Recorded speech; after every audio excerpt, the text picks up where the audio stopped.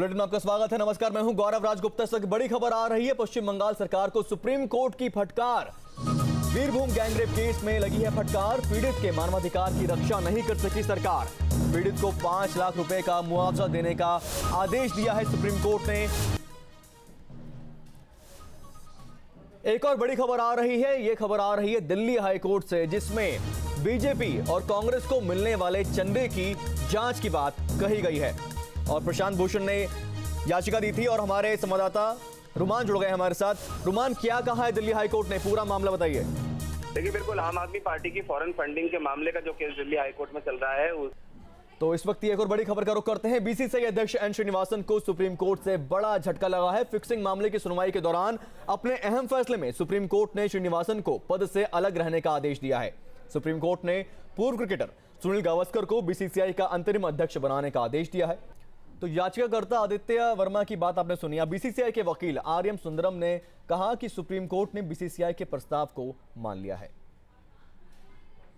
IPL spot fixing की जांच करने वाले जस्टिस मुदगल ने कोर्ट के फैसले का स्वागत किया है।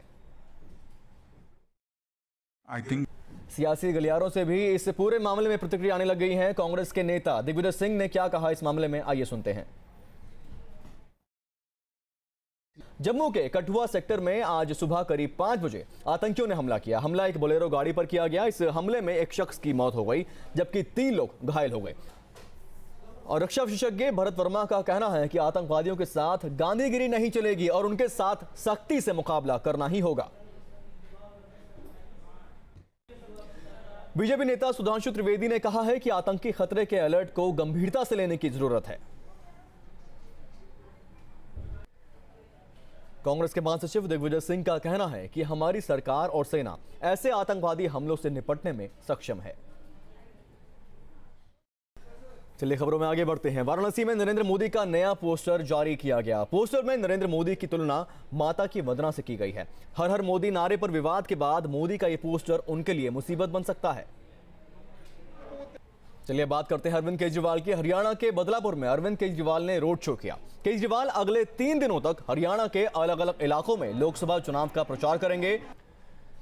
कांग्रेस नेता राज बब्बर का कहना है कि जनता एक बार केजरीवाल के धोखे में आ गई थी, लेकिन अब वो उनकी हकीकत समझ गई है।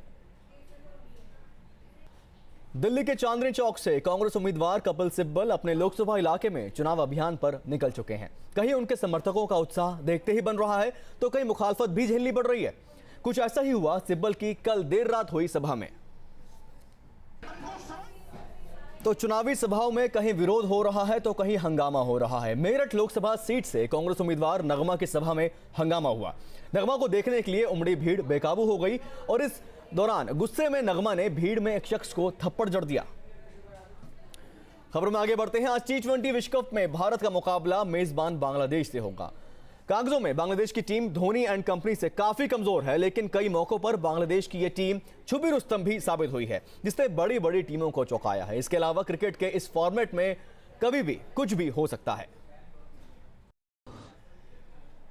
न्यूज नेशन पर खबरें लगातार जारी हैं, बने रहिए हमारे साथ। नमस्कार। क्या कोई ऑप्शन बचता है बीसीसीआई के पास, श्रीनिवासन के पास?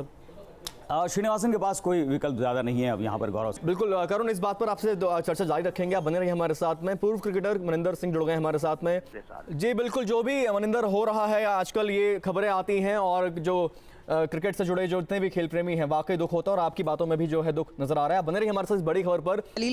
जो है और दोनों तरफ से लेकिन क्योंकि मैच शेड्यूल होगा, लेकिन जो बड़ी खबर है वो श्रीनिवासन का पत्ता कट गया है और अब अंतरिम अध्यक्ष होंगे सुनील गावस्कर। पदम जी, आपका शुक्रिया चर्चा में शामिल होने के लिए। करुण, आपका भी शुक्रिया और मनिंदर आपका भी। सुप्रीम कोर्ट से अनीता, सारी अपडेट आपका भी।